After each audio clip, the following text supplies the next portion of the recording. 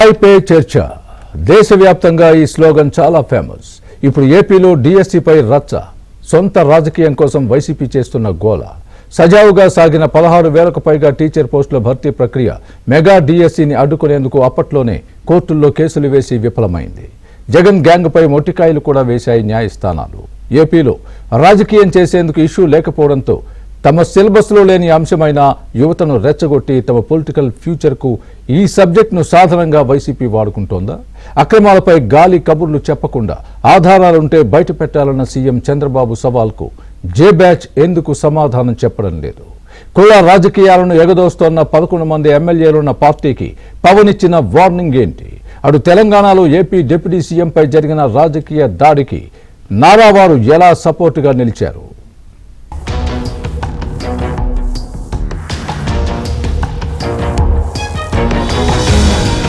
Mega డిఎస్సిపై జరుగుతున్న దుష్ప్రచారంపై ఘాటుగా స్పందించారు ముఖ్యమంత్రి చంద్రబాబు. 2024లో కూటమి సర్కారు అధికారంలోకి రాగానే మెగా డిఎస్సి ఫైల్పై తొలి సంతకం చేశారు చంద్రబాబు. 16,000కు పైగా టీచర్ పోస్టుల భర్తీ ప్రక్రియ సజావుగా పూర్తయింది. పోస్టింగులు కూడా పారదర్శకంగా ఇచ్చారు. ఏపీలోని వివిధ ప్రాంతాల్లో ఉపాధ్యాయులుగా విధులు నిర్వహిస్తున్నారు. ప్రక్రియ జరుగుతున్నప్పుడే వందల కేసులు పెట్టి ఇబ్బందులు పెట్టేందుకు ప్రయత్నించి భంగపడింది వైసీపీ. డిఎస్సి ముగిసి కూడా దాదాపు ఏడాది కావస్తోంది. ఇప్పుడు విపక్షం కాని విపక్షం వైసీపీ విమర్శలు గుప్పిస్తోంది. మెగా డిఎస్సి ఎలా జరిగిందో, ఎంత పకడ్బందీగా చేశారో విద్యాశాఖ అధికారులు చాలా క్లారిటీ ఇచ్చారు. భారత ప్రభుత్వ మార్గదర్శకాలకు అనుగుణంగా కోటాలు పక్కాగా అనుసరించారు. ఆ నిబంధనలనే అమలు చేశారు. అయినా రాజకీయ లబ్ధి కోసం ప్రజలను, ముఖ్యంగా నిరుద్యోగులను రెచ్చగొట్టడమే లక్ష్యంగా జగన్ రెడ్డి అండ్ గ్యాంగ్ లేనిపోని అపోహలు, అనుమానాలు సృష్టిస్తూ గందరగోళం సృష్టిస్తోంది. రిజర్వేషన్లు మారలేదు. పరీక్షా విధానం పారదర్శకంగా జరిగింది. అయినా కూటమి ప్రభుత్వం నిర్వహించిన డిఎస్సిపై రీ ఎంక్వైరీ చేయిస్తానని అభ్యర్థులకు ప్రగల్భాల హామీ ఇచ్చారు పులివెందుల జగన్ రెడ్డి. పోరాడేందుకు సమస్యలు లేవు. నిరుద్యోగులను రెచ్చగొట్టి తన రాజకీయ ఉనికి కోసం వారిని పావులుగా వాడుకునేందుకు డిసైడ్ అయ్యారు. తాడేపల్లి ప్యాలెస్ లో తనను కలిసేందుకు వచ్చిన నిరుద్యోగ యువతను తప్పుదారి పట్టించి వారి ద్వారా తన పొలిటికల్ పబ్బం గడుపుకునేందుకు మాస్టర్ ప్లాన్ వేశారు జగన్ రెడ్డి. అభ్యర్థులకు న్యాయపరమైన సహాయం పేరట అండగా ఉంటామని, పోరాటాలకు తోడుగా ఉంటామని, ఖర్చులు కూడా భరించుకుంటామంటూ దుష్ట పన్నాగానికి తెరలేపారు పులివెందుల ఎమ్మెల్యే. అన్ని రకాలుగా మీ న్యాయ సహాయము, న్యాయ పోరాటం మీతో పాటు కలిసికట్టుగా వైఎస్ఆర్ కాంగ్రెస్ పార్టీ తరఫున లీగల్ సెల్ మొత్తం మీకు అండగా ఉండి నడిపిస్తుంది. We will all stand by you. ఇది ఒకటే కాదు,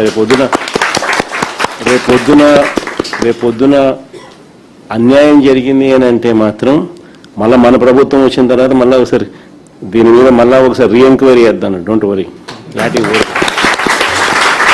We'll demand for an inquiry తల్లి. We'll demand for CBI inquiry in fact in this. వీళ్ళు పొరపాటున వీళ్ళు ఏ రకంగా వీళ్ళు చేయకపోయినా కూడా నాట్ ఓన్లీ ఇప్పుడు ప్రస్తుతానికి నేను చెప్తా ఉన్నాను, ఈ న్యాయ కోర్ట్స్ అనేది ఆశ్రయిస్తూ ఉన్నాం అనేది one part of the story. Matter of only time. కొంచెం ఓపిక పట్టు. ఏడిచినందు వల్ల సాధించేది ఏం లేదు. ధైర్యం కోల్పోవడం వల్ల మనం సాధించేది ఏం లేదు. ధైర్యంగా ఉండండి. Matter of only time. 3 ఏళ్ళు కళ్ళు మూసుకుంటే కళ్ళు అయిపోతుంది. మనం వచ్చిన తర్వాత ఎగ్జాక్ట్లీ ఎవరెవరైతే ఈ రకంగా బాధితులుగా ఉన్నారో మీ స్పెసిఫిక్ కేసెస్ మీదనే ఒక ప్రత్యేక కమిషన్ వేసి ఎంక్వైరీ చేపిస్తాం. ఏపీలో నిర్వహించిన మెగా డిఎస్సిలో అక్రమాలు జరిగాయన్న వైసీపీ నేతల ఆరోపణలను తీవ్రంగా ఖండించారు ముఖ్యమంత్రి చంద్రబాబు. ఇవి కేవలం రాజకీయ దురుద్దేశంతో కూడిన నిరాధార ఆరోపణలని, నియామక ప్రక్రియ పూర్తి పారదర్శకంగా జరిగిందని స్పష్టం చేశారు. అబద్దాలతో అరిచి గీపెట్టి సొంత పేపర్ ఉందని ఇష్టానుసారంగా మాట్లాడుతున్నారని, ప్రజలను ఇబ్బంది పెట్టడం వైసీపీ నేతలకు అలవాటని, వాళ్లకు బుద్ధి జ్ఞానం లేదని ఘాటుగా స్పందించారు చంద్రబాబు. బ్రిడ్జి ఆటను పెట్టింది తాము కాదని, ఒలింపిక్ అసోసియేషన్ గుర్తించిందన్న కనీస ఇంగిత జ్ఞానం లేకుండా మాట్లాడుతున్నారని విమర్శించారు. అధికారంలో ఉన్న 5 ఏళ్లు ఒక్కటంటే ఒక్క టీచర్ పోస్టు భర్తీ చేయలేదు. ఇప్పుడు సిగ్గు లేకుండా విమర్శలు గుప్పిస్తున్నారన్నారు. డిఎస్సి పరీక్షా విధానం పూర్తిగా ఆటోమేటెడ్. క్వశ్చన్ పేపర్ లీక్, మార్పులు చేర్పులు చేయటం సాంకేతికంగా అసాధ్యమన్నారు చంద్రబాబు. అక్రమాలు జరిగాయని ఆరోపిస్తున్న జగన్ సహా వైసీపీ నేతలు గాలి కబుర్లు చెప్పడం కాకుండా ఆధారాలు ఉంటే బయట పెట్టాలని సవాల్ విసిరారు ముఖ్యమంత్రి. అతనికి బుద్ధి ఉందో జ్ఞానం ఉందో నాకు తెలియదు. ప్యాకాట్కి ఇచ్చేసారని ఆడేస్తాడు. ఏ గేమ్ కూడా తెలియదు, డెఫినేషన్ తెలియదు, స్పెల్లింగ్ తెలియదు. అంటే నోరుందని, పేపర్ ఉందని, పేటిఎం బ్యాచ్ ఉందని ఇష్టానుసారంగా రాయడు. దాన్ని పదే పదే అడ్డంగా చెప్తా ఉంటే నమ్మేస్తారు అనుకోవడం, లేకపోతే ప్రజా జీవనాన్ని స్తంభింపజేయడం. నీ దగ్గర సమాచారం ఉంటే, సత్తా ఉంటే పెట్టు. ఇంకా దీనికంటే ట్రాన్స్పరెంట్గా ఏం చేస్తారండి? మేము డిఎస్సికి ఒక బ్రాండ్, 5 ఏళ్ళు ఒక పోస్ట్ ఉద్యోగం ఇవ్వకుండా విద్యకు బ్రహ్మాండమైన సేవ చేసేసాను, స్టాండర్డ్స్ మారిపోయినాయి అని మాట్లాడిన వ్యక్తులు ఈరోజు ఫస్ట్ సంతకం మెగా డిఎస్సి నేను అనౌన్స్ చేసే ఎలక్షన్ల ముందు ఎన్డీఏ మేనిఫెస్టో నెంబర్ 1 మొదటి సంతకం చేశాం. సంతకం చేయడమే కాదు, ఫుల్ ప్రూఫ్గా ఎక్కడ జీరో మిస్టేక్ లేకుండా చేశాం. డిఎస్సీలో అక్రమాలు జరిగాయని ఏ ఆత్మ చెబితే జగన్ 9 నెలల తర్వాత విష ప్రచారం మొదలు పెట్టారని నిలదీశారు హోంమంత్రి అనిత. అనవసరంగా గుడ్డ కాల్చి కూటమి పాలకుల ముఖాన పడేస్తే తుడుచుకునే పరిస్థితుల్లో లేవని, ఎవరు కాల్చారు, ఏ ఉద్దేశంతో కాల్చారో ప్రజలకు బహిర్గతం చేస్తామన్నారు. బీకాంలో కెమిస్ట్రీలు చదివిన ఘనులంతా వైసీపీలో ఉండి ఏది పడితే అది మాట్లాడుతున్నారని, ప్రజలకు అర్థమయ్యేలా విష ప్రచారాలను కట్టడి చేస్తామని, అట్ ది సేమ్ టైం తప్పుడు ప్రచారాలు చేసే వారిపై క్రిమినల్ కేసులు కూడా పెడతామని హెచ్చరించారు ఏపీ హోంమంత్రి. ఒకటి సమాధానము చెప్తాం, దానికి తగినట్టుగా ప్రజలకు అర్థమయ్యే విధంగా మేము సమాధానము చెప్తాం. అదే విధంగా అంతకు మించి జనాలను ఇబ్బంది పెట్టే దృష్టిలో కానీ ఈ రోజు ఏంటంటే వీళ్ళ ఉద్దేశం ఏంటంటే ఆ గ్రూప్ 1 అభ్యర్థులకు సంబంధించి చిన్న రప్చర్ అయింది కదా, యాజ్ గా ఇలాంటి ఎలిగేషన్స్ పెడితే 16,000 కుటుంబాలు రోడ్డుకి ఎక్కేస్తాయి అని వాళ్ళ ఆలోచన. కానీ వాళ్ళందరూ కూడా చాలా హ్యాపీగా ఉన్నారు, వాళ్ళందరూ మంచిగా ఉద్యోగాలు చేసుకుంటున్నారు. 1 సంవత్సరం అయిపోతుంది వాళ్ళకి ఉద్యోగ సర్వీస్, 1 సంవత్సరం అయిపోతుంది ఈరోజు. కాబట్టి నేను కూడా మళ్ళీ చెప్తున్నా, డిఎస్సి లాంటి దాంట్లో ఎటువంటి అవకతవకలు చంద్రబాబు నాయుడు గారి టైంలో జరగలేదు. రాజకీయాల్లో కుల దూషణలు ఎక్కువయ్యాయని, ఇది వైసీపీ అధికారంలోకి వచ్చాక పరాకాష్ఠకు చేరిందన్నారు AP deputy CM Pawan Kalyan. ఎక్కడైనా తప్పు జరిగితే కులం పేరుతో దూషిస్తున్నారని, ఇదే ఒరవడి కొనసాగితే పాలన సాగించడం కష్టమని ఆందోళన వ్యక్తం చేశారు. ఒక నాయకుడు తప్పు చేస్తే ఆ లీడర్ను ప్రశ్నించాలి, మొత్తం కులాన్ని దూషించడం కరెక్టా అని ప్రశ్నించారు పవన్. కుల దూషణలు ఎక్కువైపోయింది పాలిటిక్స్లో. ఏ స్థాయికి ఎక్కువైపోయినాయి అంటే దాని పీక్ వైసీపీ వచ్చిన తర్వాత ఇంకా జర్నలిస్టులో కూడా కులాలతో తిట్టడం ప్రారంభించేశారు. ఇంకా అది పరాకాష్ట.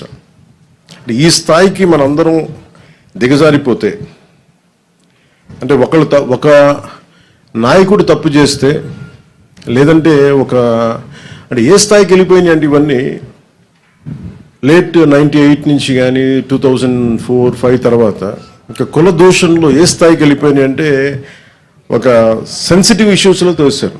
నిన్న హైదరాబాద్ లో తాను చేసిన వ్యాఖ్యలపై వివరణ ఇచ్చారు పవన్ కళ్యాణ్. తెలంగాణలో సభ పెట్టకుండా ఎన్ని రోజులు ఆపగలరని ప్రశ్నించిన పవన్, ఇదంతా సీఎం రేవంత్ కు తెలిసి జరిగి ఉండదని, కాంగ్రెస్ రెచ్చగొట్టే భావజాలాన్ని రాహుల్ గాంధీ నిరోధించాలని, లేదంటే ఆయన కాశ్మీర్ టు కన్యాకుమారి చేసిన యాత్ర ప్రయోజనం ఏంటని ప్రశ్నించారు పవన్ కళ్యాణ్. ఇక తనపై కేటీఆర్ చేసిన వ్యాఖ్యలను లైట్ గా తీసుకున్నారు. కేటీఆర్ తనకు బ్రదర్ లాంటి వారని సంబోధించారు ఏపీ డిప్యూటీ సీఎం. కేటీఆర్ గారు నాకు చాలా మంచి బ్రదర్ కైండ్ రిలేషన్షిప్. మా ఇద్దరికి అనేక సందర్భాల్లో కలిసాం. మా ఇద్దరికి చాలా పరస్పర ఇష్టాలు ఉన్నాయి. పాలసీల్లో ఒక మాట అటు ఉంటుంది ఇటు ఉంటుంది, కానీ ఆయన ఏమన్నారు నేను చూడలేదు. నాకు తెలిసి ఆయన తప్పుగా మాట్లాడుకుంటున్నా తెలుసు. అదే తెలంగాణలో తమ పార్టీ నేతలు పోరు పెడితే వెళ్లానని, తమ మీటింగ్ కు పర్మిషన్ ఇచ్చి ఉంటే ఇంత జరిగేది కాదన్నారు పవన్ కళ్యాణ్. అయితే తెలంగాణలో ఇంకా ఆ ప్రాంత నినాదం ఉనికిలో ఉందని, ఏపీలో మాత్రం ఆంధ్ర అనే ఫీలింగ్ లేదని ఆవేదన వ్యక్తం చేశారు పవన్ కళ్యాణ్.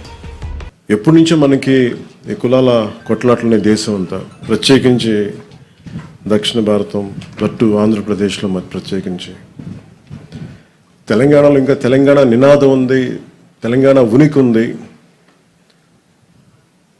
తెలంగాణ భావోద్వేగం ఉంది. ఆంధ్రప్రదేశ్కి మంచి వచ్చాడో కానీ ఆంధ్ర అనే ఉనికి అయితే లేదు. హైదరాబాద్ లో డిప్యూటీ సీఎం జనసేన అధినేత పవన్ కళ్యాణ్ కార్యక్రమాన్ని అడ్డుకోవటం సరికాదని, ఆయన నిర్వహించదలుచుకున్న సమావేశానికి అనుమతి నిరాకరించడాన్ని తప్పుపట్టారు ముఖ్యమంత్రి చంద్రబాబు. ప్రజాస్వామ్యంలో ఎవరైనా ఎక్కడైనా సభలు నిర్వహించుకోవచ్చన్నారు. తాను తమిళనాడు వెళ్లి ఎన్నికల ప్రచారం చేశారని, కాంగ్రెస్ నేతలు మంత్రులు కూడా వచ్చారని గుర్తు చేశారు చంద్రబాబు. గతంలో ఏపీలోనూ బీఆర్ఎస్ కార్యాలయం పెట్టిందని, ఆ పార్టీ జాతీయ పార్టీ అని చెప్పిందన్న విషయాన్ని గుర్తు చేశారు ఏపీ ముఖ్యమంత్రి. అమెరికా, లండన్ తదితర ప్రాంతాల్లో తెలుగువారు సెనేటర్లు అవుతున్నారని, ప్రజాసేవ చేసిన వారినే ప్రజలు ఆదరిస్తారన్నారు చంద్రబాబు. ప్రశాంత వాతావరణం చెడగొట్టడం సరికాదని, రాష్ట్రాలుగా విడిపోయినా తెలుగువారిగా కలిసుండి 2 రాష్ట్రాలను అభివృద్ధి చేసుకుందామని హితవు పలికారు చంద్రబాబు. ఇది కూడా కరెక్ట్ కాదు. ఇప్పుడు నేను తమిళనాడులో పోయి క్యాంపెయిన్ చేసి వచ్చా. తమిళనాడుకు శివకుమార్ కూడా వచ్చాడు. ఆల్ ఇండియా లీడర్సే కాకుండా అందరూ వచ్చారు. అక్కడ కాంగ్రెస్ పార్టీ ఉంది, బీఆర్ఎస్ పార్టీ ఉంది. బీఆర్ఎస్ మొన్నటి నేషనల్ పార్టీ ఆంధ్రలో కూడా యూనిట్ పెట్టారు. ఎందుకు మాట్లాడతారో నాకైతే అర్థం కావడం లేదు. వీళ్ళు కరెక్ట్ కాదు. ఏదైనా సరే కొన్ని ప్రజాస్వామ్యంలో అమెరికాలో తెలుగు వాళ్ళు సెనేటర్స్ అవుతున్నారు, ప్రపంచం అన్ని దేశాల్లో అవుతున్నారు, ఒక అమెరికాలో కాదు. ఎవడైతే బెటర్ సర్వీస్ చేస్తారో వాళ్ళు ఆటోమేటిక్గా అవుతున్నారు. ఆస్ట్రేలియాలో అవుతున్నారు, యూరోప్లో అవుతున్నారు, అక్కడుండే రాజ్యాంగ ప్రకారం లండన్లో అవుతున్నారు. కాబట్టి ఇలాంటివి చేయడం కరెక్ట్ కాదు, అది మంచి విధానం కాదు. పోటీ పడవలసింది ప్రజా చైతన్యంలో పోటీ పడాలి, ప్రజలకు మెరుగైన సేవలు అందించాలి, వాళ్ళని ఎంపవర్ చేయాలి. ఏపీ రాజధాని అమరావతిపై లేనిపోని మాటలతో పులివెందుల ఎమ్మెల్యే జగన్ రెడ్డి విషం చిమ్ముతున్నారు. ఏపీని అభివృద్ధి చేయనీయరని, పరిశ్రమలను రాకుండా అడ్డుపడతారని, రాజధానిపై రోజుకో మాట పూటకో ప్రకటన చేయటమే వైసీపీ సిద్ధాంతమని విమర్శలు గుప్పించారు మంత్రులు నారాయణ, సవిత. అసెంబ్లీ సాక్షిగా అమరావతి రాజధానిని స్వాగతించిన జగన్ పవర్లోకి రాగానే టోన్ మార్చారని, 3 రాజధానుల పేరిట ఏ ప్రాంతాన్ని అభివృద్ధి చేయలేదని, ఇప్పుడు మావిగన్ అంటూ కబుర్లు చెబుతున్నారని విమర్శించారు. ఏసీ రూమ్లో కూర్చొని 30 ఏళ్ళైనా కాదు, 40 ఏళ్ళైనా కాదు, 50 ఏళ్ళు కాదంటే అంటే వారికి అవగాహన లేక అది మాట్లాడటం. అవగాహన ఉన్న వాళ్ళు ఎవరు మాట్లాడరండి. గత 5 సంవత్సరాలు ఈ అమరావతి రాజధానిని ధ్వంసం చేశారు. రైతులను ఇబ్బందులు పెట్టారు, కొట్టారు, కేసులు, పోలీస్ స్టేషన్లు, ఇంకా అసలు చెప్పటానికి లేని చేశారు. 5 ఏళ్ళు అయిపోయింది, ఇప్పుడు అయిపోతుంది. అయిపోయేదాన్ని ఎట్టడ్డుకోవాలి, ఇదొకటే వాళ్ళ టార్గెట్. ఏంటంటే అయిపోయేదాన్ని ఎట్టడ్డుకో. ఇలాంటి ఎవరన్నా మాట్లాడతారంటే అసలు మావిగనని ఈ పరిస్థితుల్లో, అయిపోయే పరిస్థితుల్లో ఇంకా మావిగన్ ఏంటి అసలు మావిగన్ అంటే చిన్నపిల్లడు కూడా నవ్వుతున్నాడు, ఆ పదానికే నవ్వుతున్నాడు.